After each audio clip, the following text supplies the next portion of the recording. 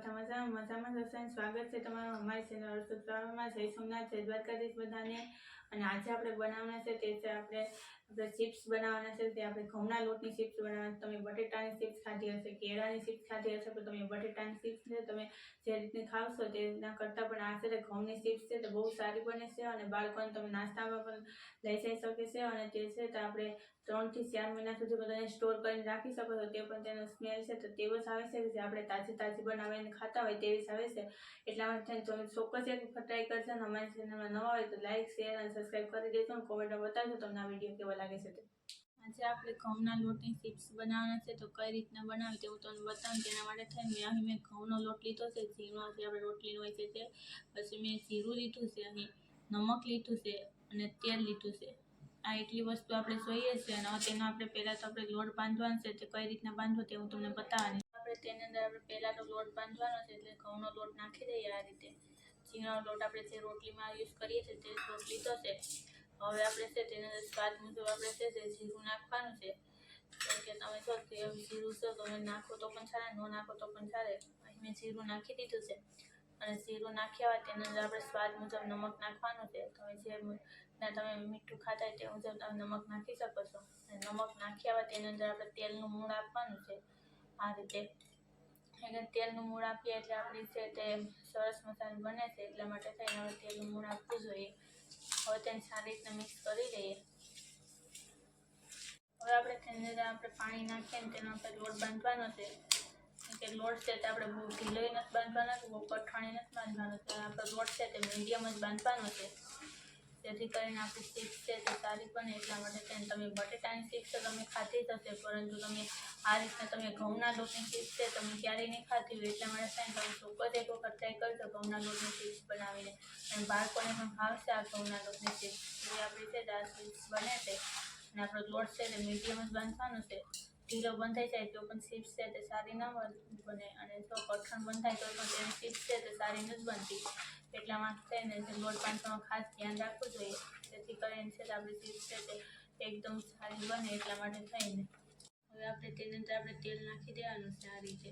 અને તેનો આપણે લોટ જે રીતના બાંધીને તે રીતના આપણે લોટ બાંધવાનો છે. તેલ નાખી દીધા બાદ તેને આપણે સારી રીતના મથવાનું છે આ રીતે. જેથી કરીને જે રીતના તમે મથો તેવી રીતે આપણી ચિપ્સ છે તે સારી બને છે. એટલા માટે થઈને આપણે લોટને છે તે સારી રીતે મથવો. તેના આપણે 5 થી 10 મિનિટ સુધી તમે તો લોટને મથીને રહેવા દો તો આપણી ચિપ્સ છે તે એકદમ પરફેક્ટ બને છે.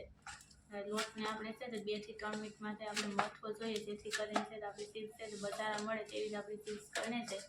અને હવે આપણે આ રીતના આપણે લોટ છે તે બાંધી દીધો છે. હવે તેને આપણે ઢાંકી દઈએ 10 મિનિટ માટે. હવે તેને 10 મિનિટ માટે ઢાંકીને રહેવા દેવાની છે પહેલાં તો. હવે આપણી 10 મિનિટ થઈ ગઈ છે અને તમે જોઈ શકો છો કે આપણો લોટ છે તે સારી રીતના પરફેક્ટ થઈ ગયો છે, બંધાઈ ગયો છે, આવી ગયો છે. ને હવે આપણે તેને આપણી જે રોટી ટાઈપ વણવાનો છે તેના માટે થઈને પહેલાં તો 2 ભાગ કરી લેવાના છે આ રીતે. જેથી કરીને છે આપણે ચિપ્સ બનાવવા માટે આસાનીથી આપણે બનાવી શકીએ. એટલા માટે થઈ અને તેને આપણે પહેલાં તો લુવાની ટાઈપ વારી લેવાનું છે. લુવો છે આપણે રોટલી બનાવવાની છે તે રીતે. અહીં મેં તેલ ગરમ થવા છે તે મૂકી દીધું છે આ રીતે. તેલ ગરમ થાય એટલે તેની અંદર પુરાવાનું. હવે આપણે આ રીતના લુવો વારી લીધો છે. હવે તેને આપણે લોટની અંદર છે તે લગાવી દેવાનું છે લુવામાં લોટ. અને પછી તેની આપણે છે તે રોટલી વણવાની છે. રોટલી સાથે કઈ રીતના વણવી તે પણ તમને બતાવવાની છે. કેમ કે જે પતલી બહુ નથી વણવાની કે બહુ જાડી નથી વણવાની. અને આપણે મીડિયમ સાઇઝની આપણે છે રોટલી વણવાની છે. જેથી કરીને આપણે ચિપ્સ છે બરાબર બને. એટલા માટે થઈને આ રીતના આપણે છે રોટલી વણી લેવાની છે. હવે આપણે આ રીતના છે રોટલી વણ્યા બાદ તેને આપણે સરીની મદદથી છે તેને આપણે ચિપ્સ બનાવવાની છે. એટલા માટે થઈને આપણે સરીની મદદથી છે તમે જો જે સાઈઝની તમે ચિપ્સ બનાવવા માંગતા હોય તે સાઈઝથી તમે છે તેને કટ કરી શકો છો. આપણે આ રીતના આપણે કટ કરી લઈએ. હવે તેને આપણે આ રીતના ઉપર સીધા કર્યા બાદ તેને આપણે આ રીતના આપણે કાપી લેવાની છે આડી પણ. જે સાઈઝથી તમે ચિપ્સ બનાવવા માંગતા હોય તે રીતે તમે કટ કરી શકો છો. અને હું અહીં છે આ રીતના ચિપ્સ બનાવવાનું માંગુ છું. કેમ કે આ સાઈઝથી આપણે ચિપ્સ બનાવવી જોઈએ. જેથી કરીને જે આપણી ચિપ્સ છે તે બરાબર જે બજારમાં મળે છે તેવી જ આપણી ચિપ્સ છે તે બને. એટલા માટે થઈને હું છે તે આ રીતની ચિપ્સ બનાવું છું.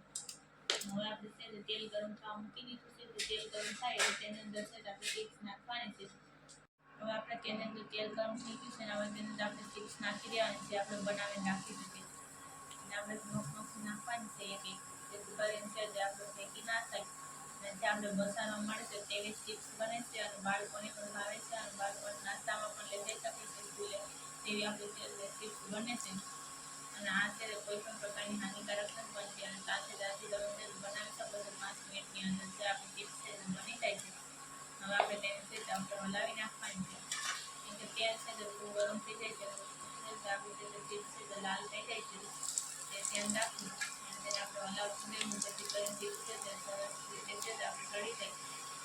આપણે તમે જોઈ શકો છો કે આપણી ચિપ્સ છે તે બની ગઈ છે અને હવે તેને આપણે છે તે આપણે ધારાની મદદથી છે તેને આપણે કાઢીને તેને એક પ્લેટમાં નાખી દેવાની છે, જેથી કરીને છે તેને તેલ ના રહે એટલા માટે થઈને આપણે ધારાની મદદથી છે તેને આપણે કાઢવાની છે અને તેને આપણે આ રીતે આપણે છે તે એક પ્લેટમાં કાઢી જવાની છે, જેથી કરીને છે તે આપણે છે તે સરસ મજાની છે તે આપણી બની જાય ચિપ્સ. એટલા માટે થઈ અને ઠંડી થાય તો પણ છે તે તેવી જ રહે છે કડક. હવે આપણે તેની અંદર છે તે આપણે મસાલો કરવાનો છે ચિપ્સના નાખવા માટે થઈને તે મેં હવે શાક મસાલો લીધો છે તે અડધી ચમચી જેટલો શાક મસાલો નાખ્યો છે. હવે તેની અંદર આપણે છે તે લાલ મરચું નાખવાનું છે, તે મેં અહીં નાખી દીધું છે. લાલ મરચું છે તો અડધી ચમચી જેટલું નાખ્યું છે. હવે તેને સારી રીતે મિક્સ કરી લેવાનું છે. જો તમે આ રીતે મિક્સ કરીને તમે છે તે નાખો છો તો છે તેની ટેસ્ટ છે તે બજારમાં જેવું સાવ ચિપ્સ તેમજ આપણે તેની ટેસ્ટ છે તે બને છે. એટલા માટે તમે આ રીતના ચોક્કસ ટ્રાય કરજો. આ રીતના આપણે સારી રીતે મિક્સ કરીને નાખવાનું છે. જો શાક મસાલો ન હોય તો તમે ધાણા જીરું પાવડર અને નમક નાખીને પણ તમે યુઝ કરી શકો છો.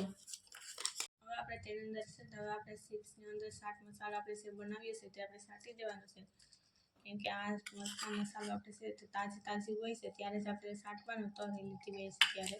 હવે તેને આપણે સાથે મિક્સ કરી લેવાની છે આ રીતે કરીને તે સારી રીતે મિક્સ થઈ જાય એટલે છે તેનો ટેસ્ટ વધુ સારો આવે છે.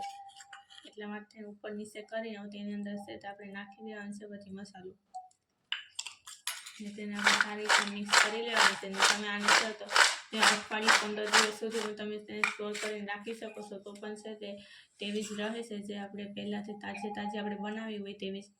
એટલા માટે થઈને તમે ચોક્કસ એક વખત ટ્રાય કરશો અને બાળકોને નાસ્તામાં પણ તમે દઈ શકો છો. આ રીતના તમે ચોક્કસ ટ્રાય કરજો. અમારી ચેનલને સબસ્ક્રાઈબ ના કરવી તો કરી દેજો, બેલ આઇકન જરૂરથી ક્લિક કરી દેજો અને કોમેન્ટમાં બતાવજો તમને આ વિડીયો કેવો લાગે છે તે.